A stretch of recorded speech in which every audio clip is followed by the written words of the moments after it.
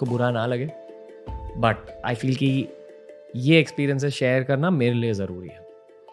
महाभारत में एक बढ़िया कहानी है अर्जुन के बारे में। अर्जुन इस संसार के सबसे महान योद्धा माने जाते हैं। बचपन में जब वो धनुष चलाना सीख रहे थे तो उनके गुरु द्रोणाचार्य ने उनके भाइयों के लिए और उनके खुद के लिए एक टेस्ट रखा था, एक परीक्षा रखी थी।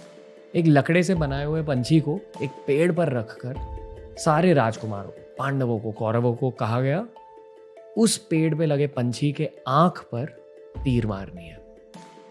पर धनुष चलाने से पहले राजकुमारों के गुरु द्रोणाचार्य ने हर राजकुमार से यह कहा कि मुझे पहले ये बताओ कि आपको आपके सामने क्या दिख रहा है।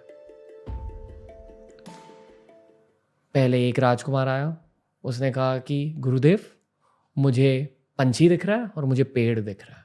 द्रोणाचार्य ने उस राजकुमार को तीर नहीं चलाने दी। दूसरा राजकुमार आया, उस राजकुमार ने कहा मुझे आसमान दिख रहा है, मुझे पेड़ दिख रहा है, मुझे आप दिख रहे हो गुरुदेव।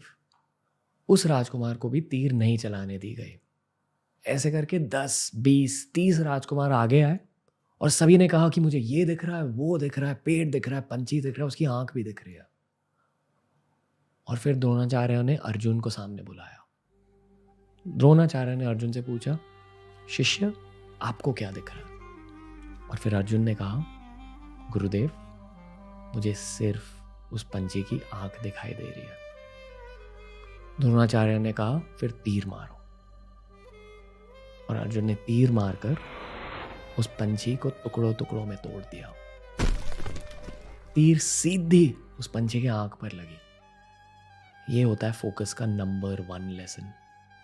जिस चीज़ पर आपको फोकस करने को कहा जा रहा है, जिस चीज़ पर ध्यान लगाने को कहा जा रहा है, जिस चीज़ पर आपको ध्यान लगाना है, उस पर ऐसा ध्यान लगाइए कि बाकी के सारे चीज़ें मिट जाए।